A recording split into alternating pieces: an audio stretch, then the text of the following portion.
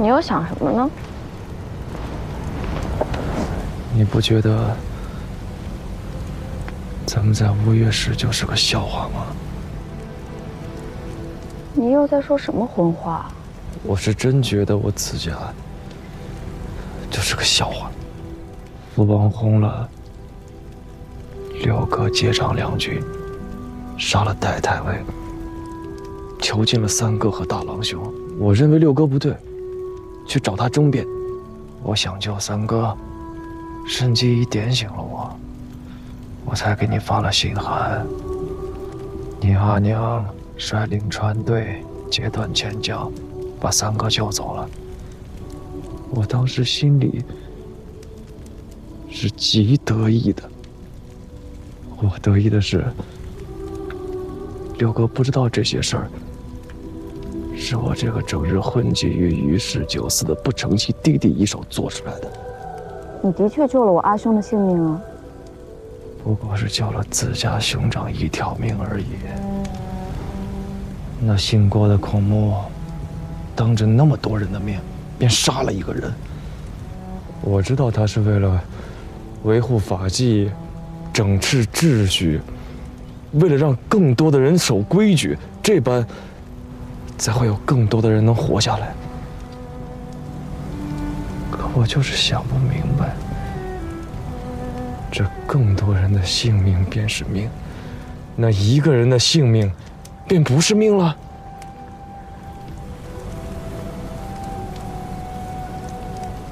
若是我们能活着回杭州，你会娶我吗？啊？我阿娘说，你若是敢要了我又不娶我，她便再次截断钱塘，也要好好与你算明白这笔账。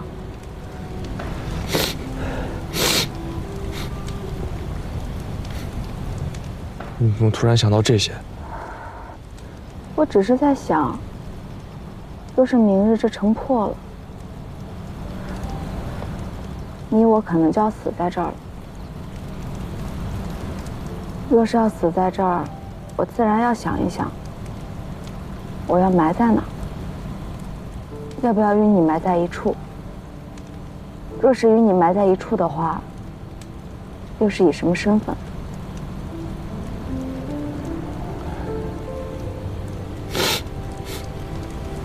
你看这城里头，每天有那么多人想活，眼前的这些人，每日忙得脚不沾地，不用吃饭，不用睡觉，反倒是你，整日像个傻子似的。你有功夫在这瞎琢磨这些，你不如好好想一想，你到底要不要娶我？至少能让我明白，我死的时候要不要和你埋在一处。至少这是眼前你能为我做的事儿。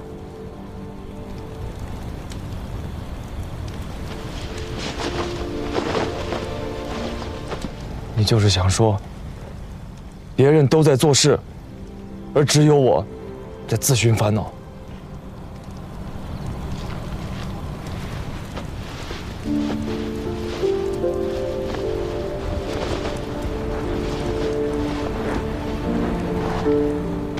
这也怨不得你啊，毕竟你生下来便是锦衣玉食的王孙公子，在海上每年都会翻覆上百只渔舟船舶，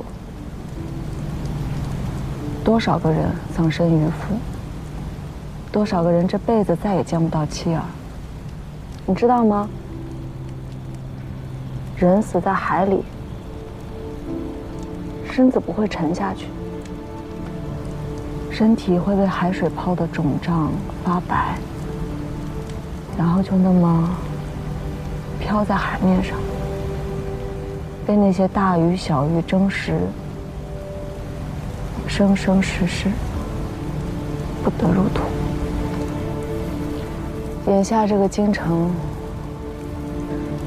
就是这艘大船。这艘船上的人，有的人在系缆绳，有的人在补破缺，有的人在捕番网，有的人在摇橹桨，而你，一个没有见过风浪的世家公子，手不能提，肩不能担，你又能做什么呢？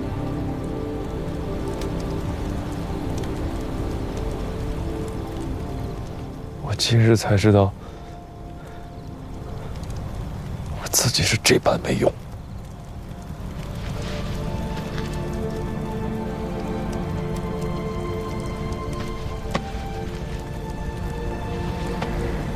其实啊，这世上哪有那么多晴天蓝海的英雄，多的是像你我这般无用的人。其实当无用的人也挺好的，至少每天不用想那么多有的没的。至于那些国家大计、是非礼仪、苍生福祉，就让那些有本事、有能耐的人去想去做就好。我们只要把眼前的人、眼前的事儿顾好了，便不枉此生。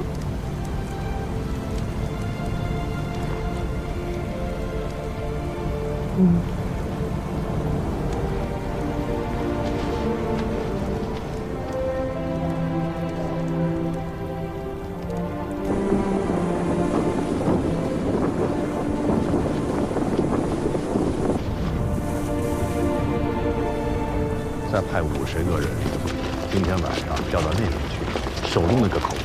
啊，好。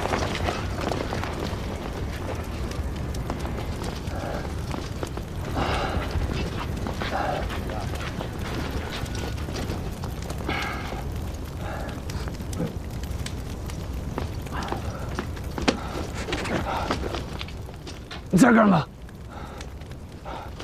回禀将主，卑职钱红树，听候将主差遣。你以为这闹着玩吗？这打仗会出人命的。回禀将主，卑职知道。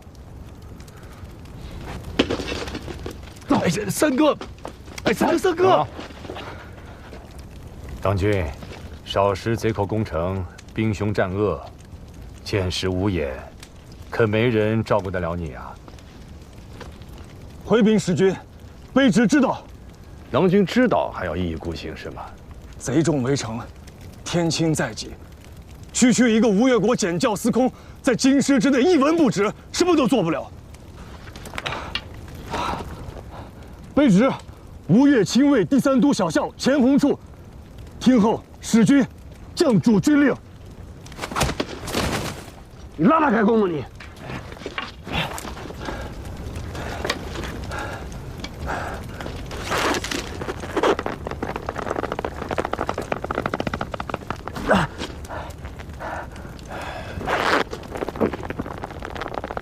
行了。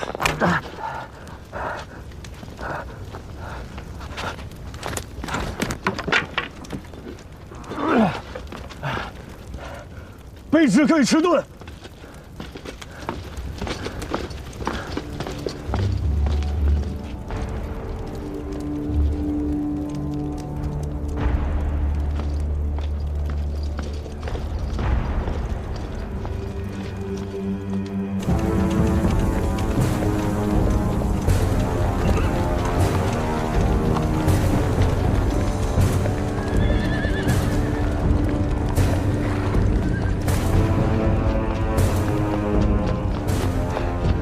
大佬，看马来报，张力出营了。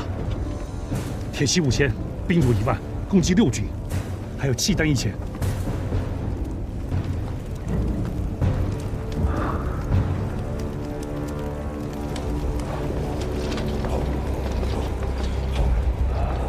传令下去，各指挥紧守城墙，无令擅自出营者立斩。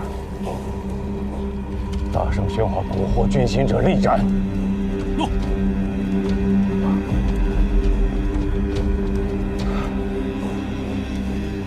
击鼓。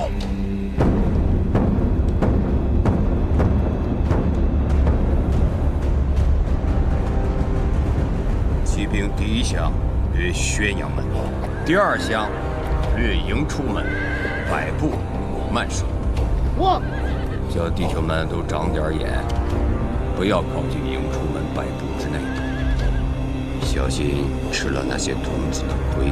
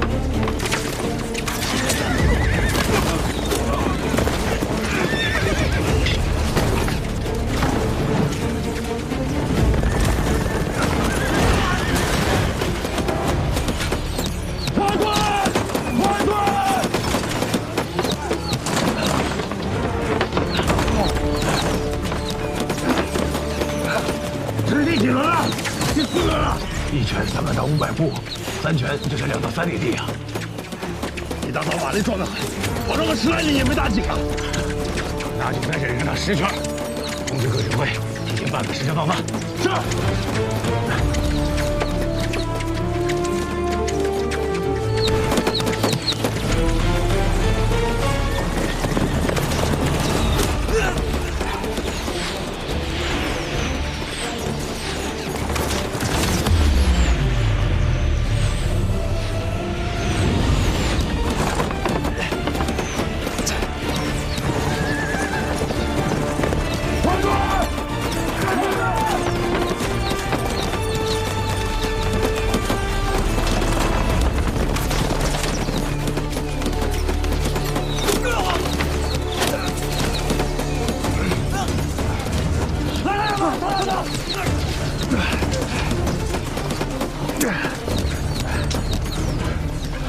41个，少50辆，2个马军指挥都用过5发了。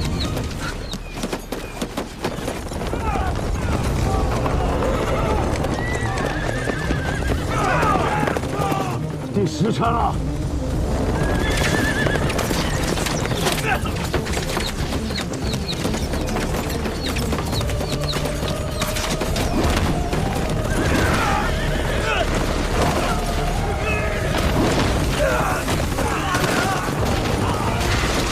明军，让齐军回来。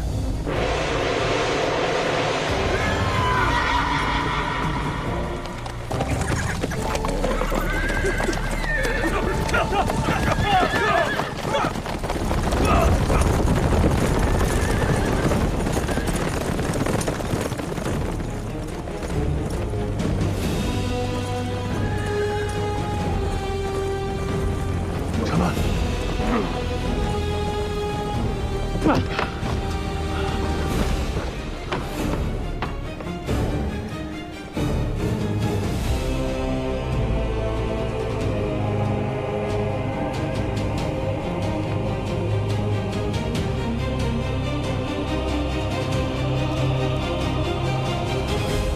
赌一把，赌一把。神权限令！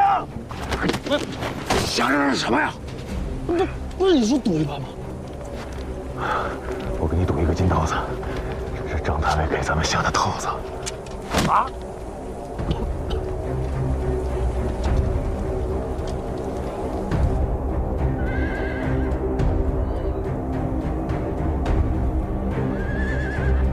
这手下倒是个有眼色。张太尉这番扭捏打扮，却遇到一个不解风情的潘郎君。男人将领法度森严，今日打不成了。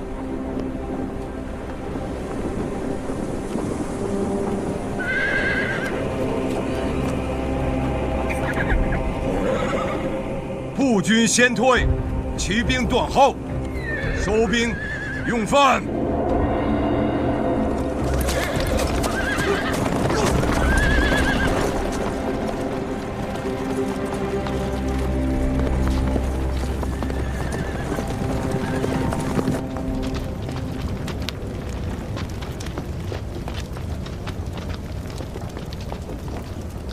太尉，令郎此番错置，颇具大将风范啊！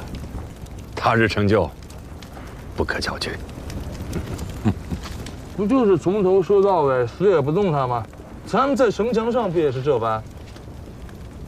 司空说的是啊，小畜生担不得使君的谬赞呐。吃这饼还堵不住你的嘴啊！来，水酒给我接。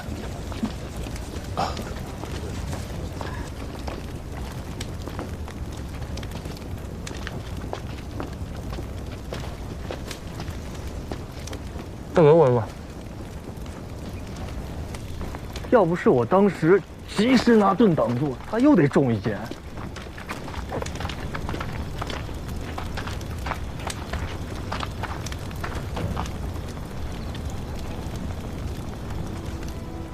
你这却又是何必？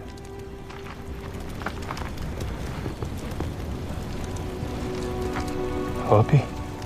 人都死了，败与不败又有何用？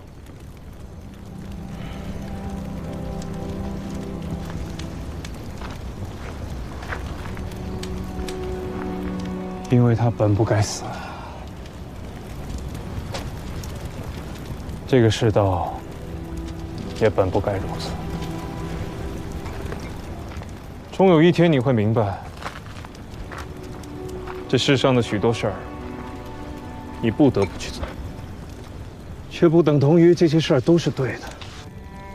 世道如此，或许无可奈何，或许被迫无奈。或许每个人都有自己的理由，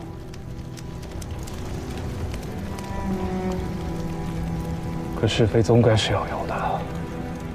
不管旁人如何说，如何看，自家心里一定要知道，这是错的。可世道的错也是错。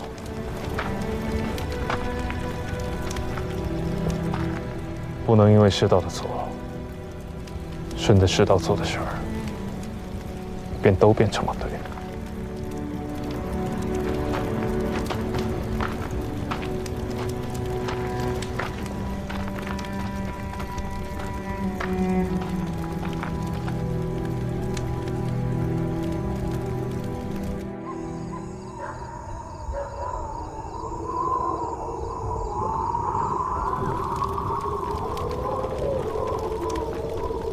什么人？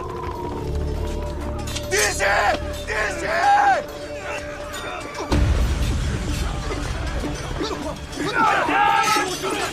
怎么了？有人偷城！偷城！拉着他，跟我走。别队，跟我上前！给人给我赶下去！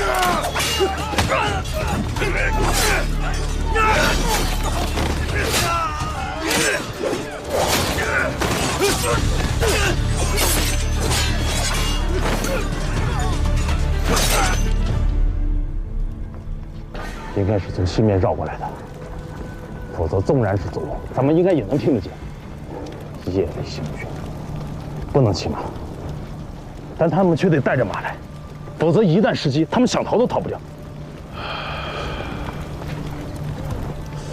那他们应该是牵着马过来的，将马放在西段护城河边上，着人看守，然后再徒步从冰面上过河，再用钩镰之类的东西挂着绳索攀上了城墙。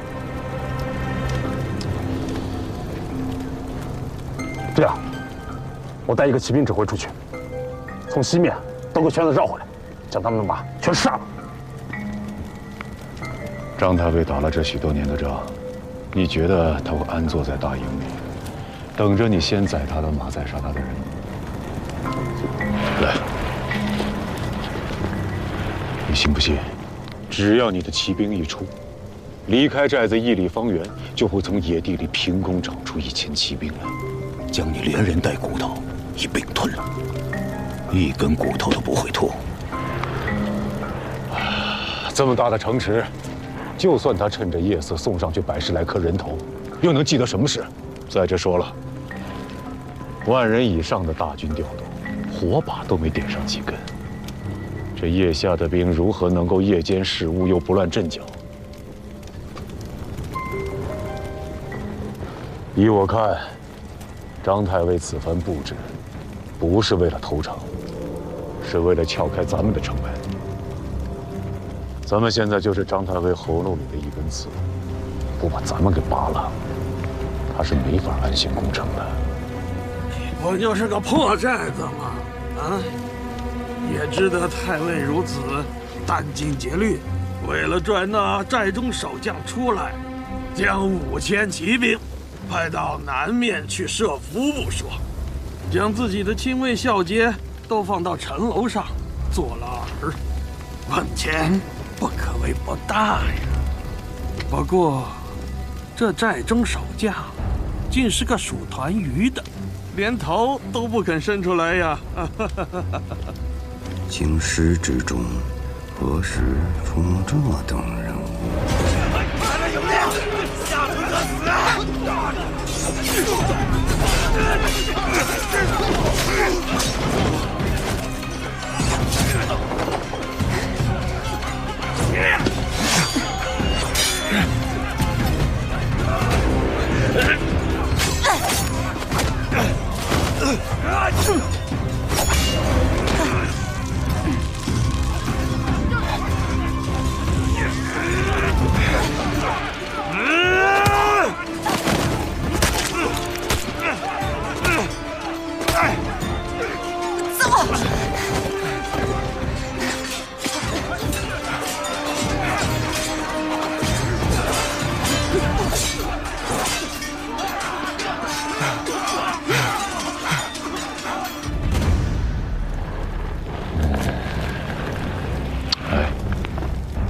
你若是张太尉，将大营扎在南清河畔，又会将粮草辎重摆在何处呢？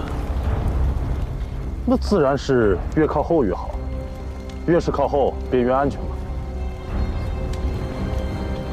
能有多靠后？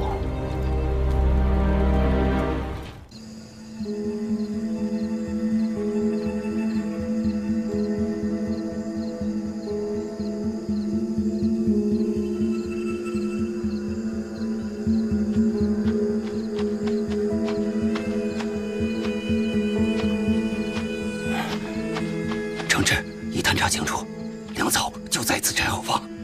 传令下去，大火点着之后，不许恋战，速速撤离，除非碰到老胆的、丧胆的，给我往死里砍！好。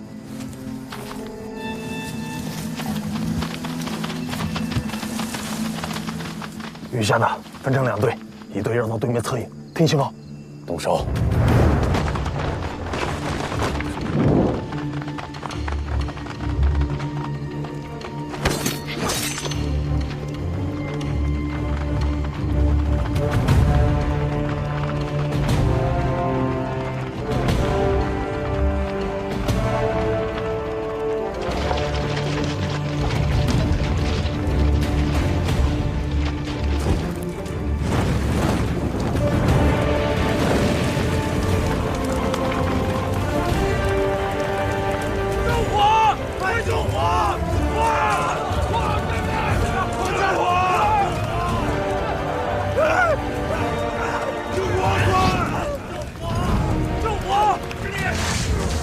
救我！快救我！救火！救火！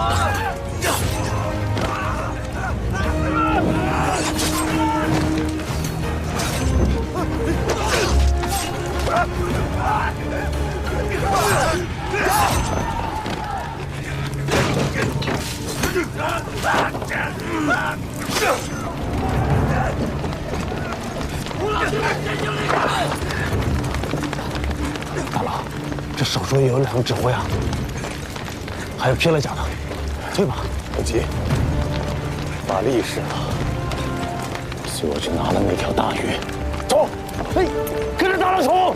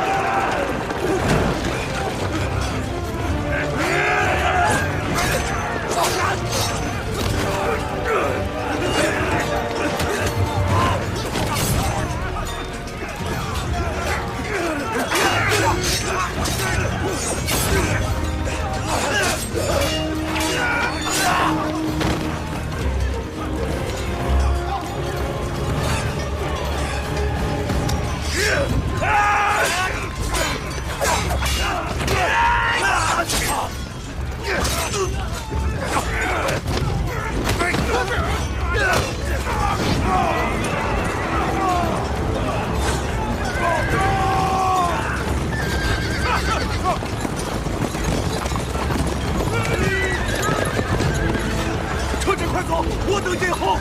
快走啊！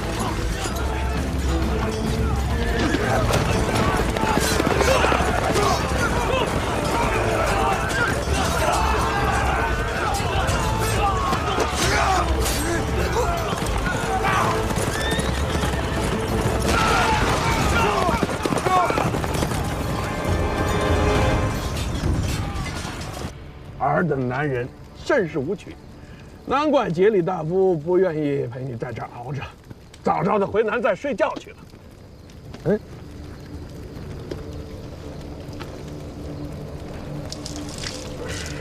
太尉，太尉，太尉，南寨失火！什么？南寨？将士们，多喝口酒，暖暖身子，壮壮胆儿啊！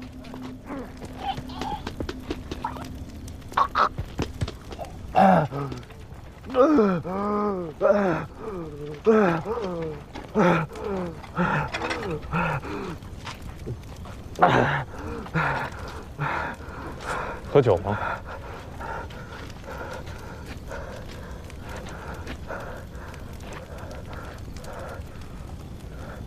喝。